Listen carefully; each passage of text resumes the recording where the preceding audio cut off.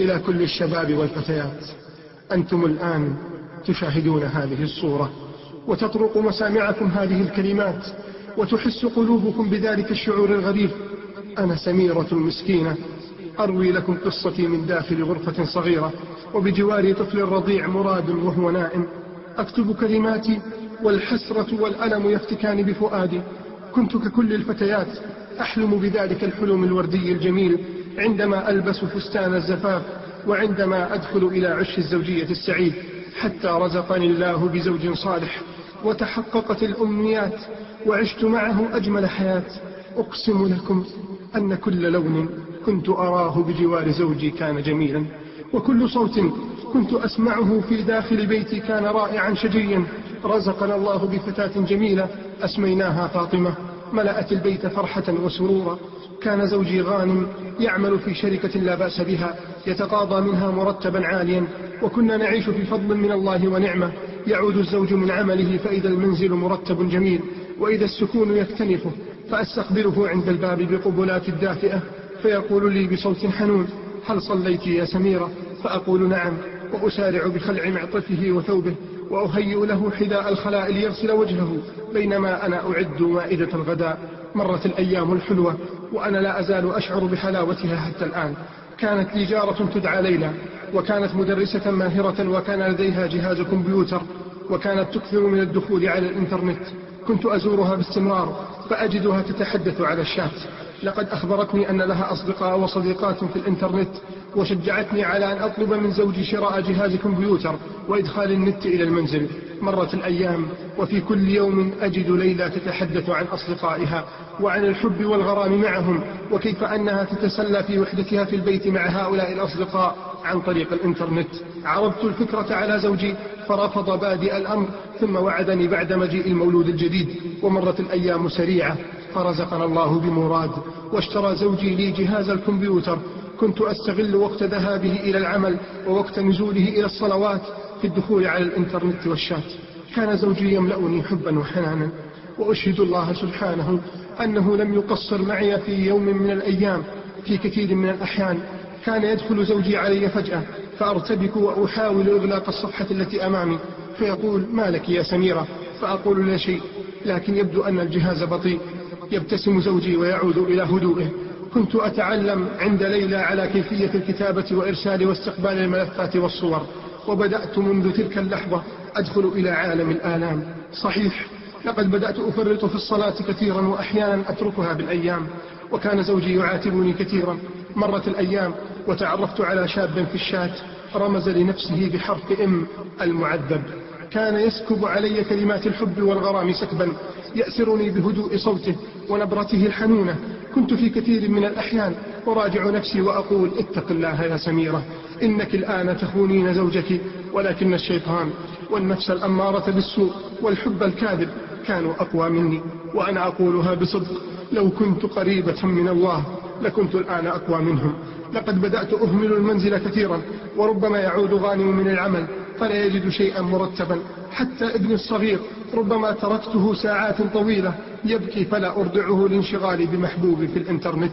كنت أتعجب من نفسي كثيرا وأنا أستمع لكلمات فتى الشات. إن زوجي يقول لي أكثر من هذا الكلام، ونبرات الصدق في صوت زوجي واضحة، لكنني لست أعلم لماذا أحببت هذا الفتى كل هذا الحب. هل لصوته؟ هل لحنانه؟ هل لكلماته المعسولة؟ لقد كنت أتمنى أن أرى صورته. أقضي الساعات الطويلة أمام الجهاز ويؤذن المؤذن ويناديني داعي الإيمان في قلبي، فأجد نفسي متثاقلة بطيئة. كان الخوف من الله في قلبي قليلا بسبب بعدي عن القرآن والصلاة وصديقات الخير. كما أنني أعتقد أيضا أن زوجي لم يكن يعنفني على ضياع الوقت، وكان قد ترك لي العنان دون محاسبة لما أدخل عليه في الإنترنت. لقد تعرف ذلك المعذب علي وعلى اسمي وكل شيء في حياتي، وقد أخبرته بأنني أجد السعادة مع زوجي ولست بحاجة إلى أمر آخر. فكان كثيرا ما يقول: ولكن الحب له طعم آخر. أرسل مرة صورته إلي عن طريق البريد الإلكتروني، وكنت أنظر إليها مبهورة من نظرات عينيه التي ملأها الشيطان حبا وغراما، وحركة أصابعه التي وضعها على خده كالحزين أو العاشق، وبدأ التعلق يتغلغل في قلبي. لقد بعدت عن الله كثيرا، تعددت تلك الليالي التي كنت أسهر معه فيها على الشاشة عندما يكون عند زوجي وردية عمل ليلية، وأخبرته بأنني أصبحت أحبه أكثر من نفسي، وأتمنى أن أقابله، مع أنني أخشى من هذه المقابلة ومترددة فيها. فكان يشكر لي هذه الأمنيات ويقول: أنت أحلى فتاة في الدنيا. كان يكذب علي وأنا أعلم أنه يكذب، لكن تلك الكلمة كانت تؤثر في. لقد نسيت حديث رسول الله صلى الله عليه وعلى آله وسلم: ما خلا رجل بامرأة إلا كان الشيطان ثالثهما. نسيت القرآن الذي كنت أقرأه والأحاديث التي كنت أسمعها في إذاعة القرآن الكريم عندما بدأنا الحياة أنا وزوجي غانم. لقد ضعفت كثيرا يا أحباب، وأصبحت أسيرة لذلك العاشق. إنني أبكي الآن وأنا أكتب هذه الكلمات. سأخبركم بنهاية الحب المأساوية، الحب الكاذب. نعم يا فتيات الإسلام، نعم يا شباب الإسلام، نعم يا كل عين تقرأ قصتي، ويا كل أذن تسمع قصتي، ويا كل فؤاد يحس بقصتي. كل حب لا يكون في مرضاة الله فهو آلام.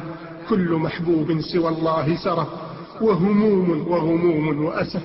لقد أعطاني ذلك المعذب رقم هاتفه المحمول، وطلب مني في أكثر من مرة أن يسمع صوتي على الهاتف، لأن له طعما آخر غير صوتي في الكمبيوتر. وكنت أعلم أنه يريد معرفة الرقم الذي سأتصل منه، وكنت أتردد كثيرا، حتى جاء اليوم الذي أخبرني فيه زوجي بأن شركته ستنتدبه في عمل في مدينة أخرى لمدة 3 أيام. فرحت كثيرا، مع أنني تظاهرت بأنني حزينة. وكان زوجي يقول لي: لقد تغيرت يا سميرة، إهمالك للمنزل وتضييعك للصلاة وعدم تربيتك لابنتنا فاطمة، حتى معاملتك لي، وأنا الذي أمنحك من الحب والحنان ما لم يمنحك أحد غيري. أصبحت سريعة الغضب، يرتفع صوتك كثيرا بدون سبب، وكل هذا أظنه من بعدك عن الله. وكنت أجيب دائما: لا شيء، أنت لا تعرف الحياة وتربية الأولاد، أنت لا تعرف الحياة وتربية الأولاد، إن تنظيفهم وتغيير ملابسهم كل هذا يأخذ من وقت الشيء الكثير. كنت أعلم أنني أكذب عليه، وهي حجج واهية. أخذني زوجي وأولادي وأوصلني إلى منزل والدي، ثم ودعنا وسافر. مرت ساعات حتى جاءت صلاة العصر، فطلبت من والدتي أن تبقي الأولاد معها ريثما أنزل أنا إلى سوق قريب لشراء بعض الأشياء. وخرجت لوحدي في أول مرة في حياتي بعد زواجي. نعم، كنت أشعر بشعور غريب، أحس كأني وحيدة لا أحد يعرفها. لم يخطر ببالي لو حدث لي مكروه كيف سأخبر أهلي. كنت أعلم أن في إسلامنا أن المرأة لا تخرج بدون محرم، لأنها جوهرة مصونة، فلا بد أن يكون معها من يحفظها ويصونها. كنت كالمجنونة التي أصيبت بداء الحب. بحثت عن كابينة اتصالات وأخرجت الرقم من شنطتي وبدأت أضغط الأرقام: 1 2. كانت أصابعي ترتجف. يا ترى من سيرد علي؟ وبدأ جرس الهاتف يرن، وفجأة جاء صوته العذب الجميل: نعم، من معي؟ فقلت: أنا حبيبتك سميرة. لم أستطع أن أتمالك نفسي من سيل الكلمات الغرامية التي صبها علي ذلك الرجل في سماعة الهاتف. أين أنت؟ وصفت له المكان تماما وانتظرت في الخارج. كنت أتردد كثيرا: هل أهرب؟ هل أعود إلى بيت والدي؟ أم أنتظر حتى أقابله، وعلى الأقل ربما أحظى منه بنظرة واحدة؟ بعد ربع ساعة تقريبا توقفت أمامي سيارة فخمة، ونزل الزجاج شيئا فشيئا، وفجأة ظهر في مقعد السائق صاحب المعذب. تأكدت من ملامحه، إنها نفس الملامح التي رأيتها في الصورة. لم أصدق، كنت مذهولة. فجأة قال: اركبي يا سميرة. لم أكشف وجهي له حتى الآن، وترددت في الركوب، فألح علي وقال: أرجوك حبيبتي، سندور بالسيارة في وسط المدينة سريعا وسنعود إلى مكاننا. وجدت قدماي تتجه ببطء نحو السيارة. فتحت الباب وركبت بجواره. لقد ركبت سفينة الأحزان. تذكرت زوجي وخنقتني الدموع. تذكرت أمي وأبي وإخوتي. كنت صامتة، وبدأ يكلمني بهدوء وحنان: سميرة حبيبتي، ما لك؟ ثم رفع الغطاء عن وجهه بقوة ونظر إلي وقال: كم أنت جميلة. كانت الدموع تنزل من عيني ببطء، وأنا أشعر أن غطاء وجهي لم يرفعه أحد غير زوجي. كيف سمحت لنفسي أن أكون في هذا المكان؟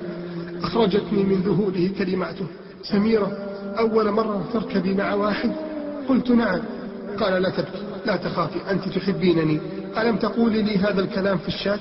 قلت نعم، لكن أرجوك أنت تعلم أنني متزوجة وقد يرانا أحد. قال لا تخافي، وبدأ يزيد من سرعة السيارة، وبدأت النبضات تتسارع في قلبي.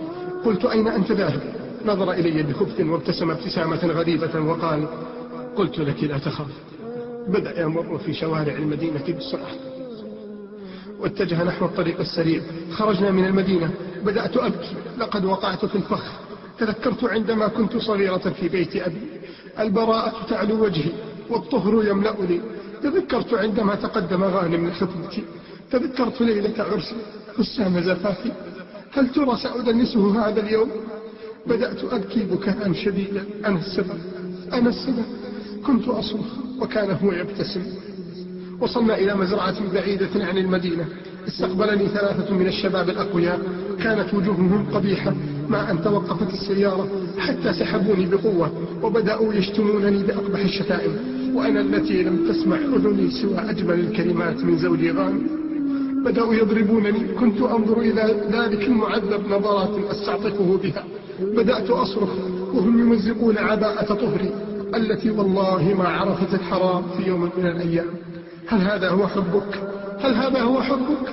كان يبتسم ويقول بشويش يا شباب على الفتاة، بشويش يا شباب على البنت الحلوة، وتزيدهم هذه الكلمات عنفا وقسوة. لقد أظلمت الدنيا أمام عيني. أنا السبب. لا، ليلى هي السبب. لا، الإنترنت هو السبب. لا، الشات هو السبب. لا، ذلك المعذب هو السبب. لا، أنا السبب، أنا السبب. فرطت في طاعتي لربي، أغمضت عيني. تذكرت ابنتي فاطمة. يا طفلتي لو علمت أن أمك الآن بين أنياب هؤلاء الذئاب. يا ابنتي لو علمت. وتذكرت كلماتها وهي تسحبني من على كرسي الإنترنت وتقول ماما، ماما ليش ما تجلسي معي زي الأول؟ ماما لماذا لا تكلمينني مثل الأول؟ بكيت بحرقة. وتذكرت غانم وهو يمسك بيدي بلطف ويقول لماذا تغيرت يا سميرة؟ لقد فقدت ابتسامتك الجميلة. تذكرت مراد عندما كان يبكي وأنا لا أبالي ببكائه، فقد سحرتني شاشة الكمبيوتر. تذكرت المنادي حي على الصلاة، حي على الفلاح، وأنا في لهوي منشغلة لا أجيب نداء الله. الآن جزائي ما أرى، فقدت طهري، فقدت عرضي وكرامتي. أنا لست تلك الزوجة، أنا لست تلك الزوجة التي أخبر عنها النبي صلى الله عليه وسلم إذا أمرها زوجها أطاعته، وإذا نظر إليها سرته، وإذا غاب عنها حفظته في أهله وماله. بدأت أصرخ سامحني يا غانم، سامحني يا غانم، أنا لست أستحقك. سامحيني يا فاطمة، سامحيني يا ابنتي الجميلة، سامحني يا ولدي مراد. وجاءني من بعيد صوت ولد الرضيع مراد ماما، ماما. في تلك اللحظة أقسمت على نفسي أن أعود إلى ربي. يا رب، يا رب أنا سميرة التائبة، يا رب أنا سميرة التائبة. يا من تقرؤون قصتي، يا من تسمعون قصتي، يا من تحسون بقصتي، ادعوا لي فأنا سميرة التائبة. تذكرت قوله تعالى أمن يجيب المضطر إذا دعاه، أمن يجيب المضطر إذا دعاه ويكشف السوء ويجعلكم خلفاء الأرض. تذكرت تلك الآية. بدأت أنادي بكل خلية في جسمي يا من يجيب المضطر إذا دعاه، يا من يجيب المضطر إذا دعاه. كانوا يرون دموعي فلا يرحمونني، ويرون دعائي فيسخرون مني. كانت شتائمهم مثل السهام تخترق جسدي. أحدهم قال الحين تقولين يا رب، الآن تقولين يا رب، وينك من زمان؟ لماذا لم تقوليها من زمان؟ قضى كل واحد منهم مراده. ركبت السيارة وأنا أجمع علي ما تبقى من عباءة ممزقة. كان صاحبي في الخارج يدخن سيجارة، ثم ركب بجواري وبدأ يقود السيارة وهو يضحك. قال لي لقد رحمناك من بكائك. قلت بعد ماذا أيها النذر؟ لطمني على وجهي بشدة، سالت دماء شفتي ببطء. بدأت أتحسس مكان اللطم. يا الله، يا الله، إنه خدي الذي طالما قبلتني فيه فاطمة ابنتي. لم يتوقف بكائي حتى وضعني في نفس المكان الذي أخذني منه. جمعت عباءتي، دخلت منزل والدي وقدماي لا تحملاني من الألم. أسرعت إلى الحمام، غسلت وجهي بالماء، نظرت في المرآة لأرى نفسي في أول مرة بصورة قبيحة، أثر اللطمات على وجهي بارزة. غسلت وجهي أكثر من مرة وخرجت وأسرعت إلى غرفتي القديمة التي تحمل كل ذكريات الماضي من طهر وعفاف وحشمة. أغلقت الباب وانهرت من البكاء. بكيت كثيرا حتى أحسست أني سأفقد بصري. كانت فاطمة تطرق الباب: ماما افتحي لي. وكنت أبكي. طرقت أمي الباب، فتحت، وجدتني بهذه الحالة المزرية. ضمتني إلى صدرها: بنيتي حبيبتي سميرة، ماذا أصابك؟ لقد أصابني صداع شديد، فسقطت على وجهي في السوق ولا أستطيع التحمل. كان واضحا من نبرات صوتي أنني أكذب. تركتني أمي وذهبت. أغلقت الباب وسمعت صوت المؤذن للصلاة العشاء. كان الأذان جميلا: إنه الله يناديني، فهل سيتوب علي؟ مرت الأيام الثلاثة وأنا لا أستلذ بنوم. كنت أتظاهر بأنني آكل مع أمي وأبنائي وأنا لا آكل. ضعف جسمي كثيرا من كثرة البكاء وقلة النوم وعدم الأكل. جاء غانم من سفري، وجدني مصفرة الوجه حزينة كئيبة، لا أرفع بصري إلى وجهي. سميرة، ماذا بك حبيبتي؟ وأنا لا أجيب، فقط أنا تعبانة. أمسك بيدي وفجأة بدأت اللحظات الرهيبة تعود على ذاكرتي كفيلم صغير يمر أمام عيني. لم أتمالك نفسي، بدأت أبكي بشدة، وفجأة سقطت على الأرض. أفقت بعد يومين لأجد نفسي في غرفة العناية المركزة. قالوا لزوجي إنني أعاني من انهيار عصبي شديد. عدت إلى البكاء مرة أخرى. بدأت أقول لنفسي: أنا لا أستحق غانم لأنه شريف. فكرت في أن أطلب منه الطلاق. جاء وقت الزيارة، أمسك بيدي برفق وسالت دموعي: حبيبتي أخبريني ماذا حدث؟ هل تشعرين بألم؟ كانت شفتاي ترتعشان كأنهما يريدان أن يقول شيء لست أعرفه. نظرات غانم إلي كادت تقتلني: ماذا بك؟ قالها بصعوبة: غانم. وتحركت شفتاي وقالت: أريدك أن تطلقني. كانت تلك الكلمة مستحيلة، لكنني قلتها لأنني أعلم أنني دنست ثوب طهارتنا بذلك الحب المزيف. ألححت عليه كثيرا: أرجوك طلقني يا غانم، طلقني يا غانم، أنا لا أستحقك. فكان يقول: هل أنت مجنونة يا سميرة؟ عودي إلى الله. يا سميرة اقرأ القرآن. يا سميرة استغفر الله. كنت أبكي في داخلي فهو لا يعلم ما وقعت فيه. خرجت من المستشفى إلى بيت والدي. كان غانم حنونا علي لأقصى درجة. بدأت صحتي تتحسن، لكنني إلى الآن لا أزال أطلب منه الطلاق، فالذنب يؤنبني وناره تحرقني. أنا خدعت زوجي، أنا خنت عهد الله الذي بيننا. تركني غانم أستريح قليلا في بيت والدي، وها أنا الآن لا أدري ما أفعل. دخلت غرفتي الصغيرة وجلست على مكتبي القديم وكتبت لكم يا شباب الإسلام ويا فتيات الإسلام كلماتي هذه، لتعلموا أنه لا حب يأتي عن طريق شاشة أو هاتف أو لقاء، إنما الحب الحقيقي الذي يأتي كيفما شرعه الله وسنه رسوله صلى الله عليه وسلم. يا من سمعتم قصتي أرجوكم قولوا: اللهم اغفر لسميرة، اللهم اغفر لسميرة ما فعلته، اللهم تجاوز عنها، اللهم اغفر لكل فتاة وشاب وقع فيما وقعت فيه. يا رب يا رب، أنا سميرة التائبة، تقبل مني توبتي. يا رب أعيتني الذنوب وأثقلت ظهري العيوب، ضاعت حياتي في المعاصي وأنا الآن أتوب. كم قد ركنت إلى الهوى وخدعت بالزيف الكذوب، وحملت أوزارا وهما وامتلأت من الكروب، واليوم أبصرت الضياء وأطعت علام الغيوب. وشرحت يا ربي فؤادي وهديتني أحلى الدروب، وأغثت صدري يا إلهي بسحائب الأمل الطروب. حببت للإيمان روحي وحميتني من ذي الخطوب، فارزقني يا رباه فوزا أمضي لخلد في الغروب.